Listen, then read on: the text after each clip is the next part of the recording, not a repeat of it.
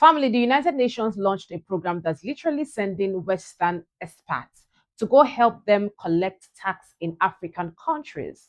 Now, it sounds good on paper, strengthening the tax system, making sure every country pays their quota as it should be. But when you hear Western expats literally going to African countries to collect tax, to collect money that is for the West, you already know there is something deeper. There is a story behind it. Now, I came across this video and it got me thinking, right, that we are still being colonized in the 21st century, 2025. African countries are still under the grasp of these guys. Let's watch the video. The UN has been sending Western tax collectors to Africa to force the continent to pay their foreign debts, and this organization is called Tax Inspectors Without Borders. And if you think this isn't real, here is their website. They are implementing sales tax, minimum tax rates, taking African businesses to court for tax evasion, and they are bragging about the billions they collect from the continent. What the UN does is they send forensic tax auditors from the West to African nations to close loopholes, audit businesses, and implement tax laws that extract as much money as possible from the local population in order to pay back IMF and World Bank loans. And they are very good at what they do. Tunisia was one of the first countries to work with the UN tax collectors in 2015. And since then, the Tunisian government has increased tax revenue over 50% relative to GDP. Recently, you've probably seen different tax reform laws in West Africa, Kenya, among others, and all were pretty unpopular, but they were implemented with a carrot and stick methodology. If the African leaders don't work with the Western tax collectors, they face sanctions. But if they play nice with the tax collectors, they get more loans from the IMF. And you've probably figured out this game already. The West is getting the African nations to run up large debts, then training the African governments to collect the interest payments from the local population, and that money then goes to Western banks. And in many African countries, over 70% of the government revenue goes towards debt servicing. So it's essentially a much more efficient form of colonialism.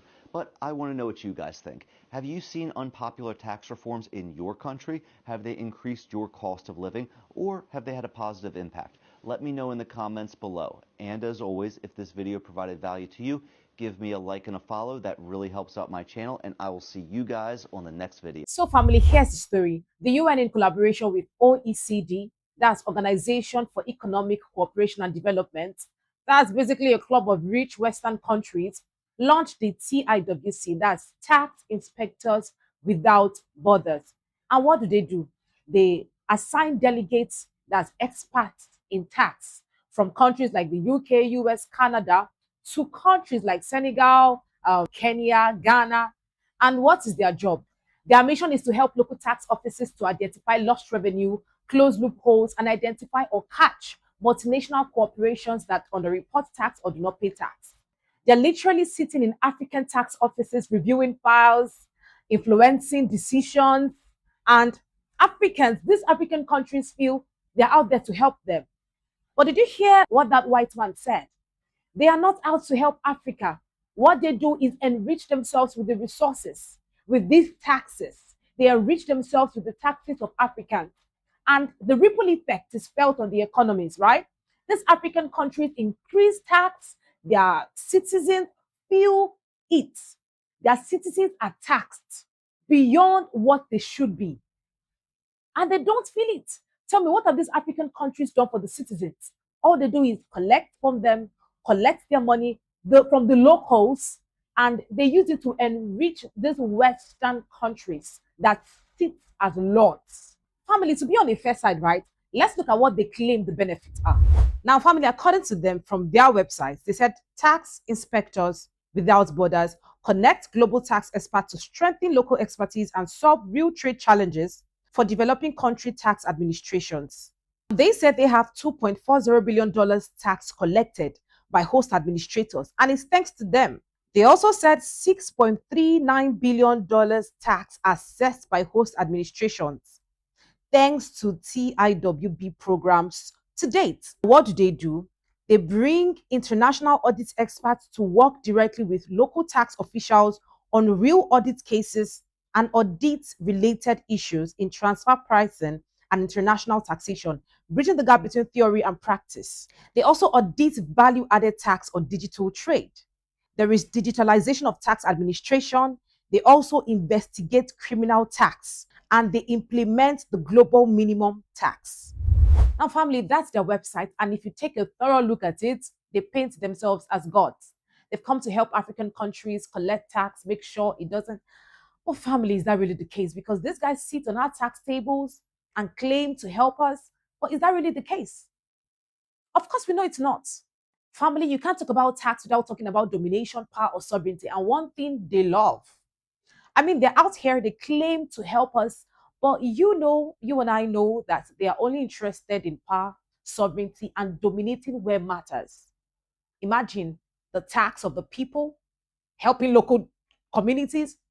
What concerns Western communities? Now, it's funny how that these African countries, these African leaders always allow these guys into our properties, into things that really matter.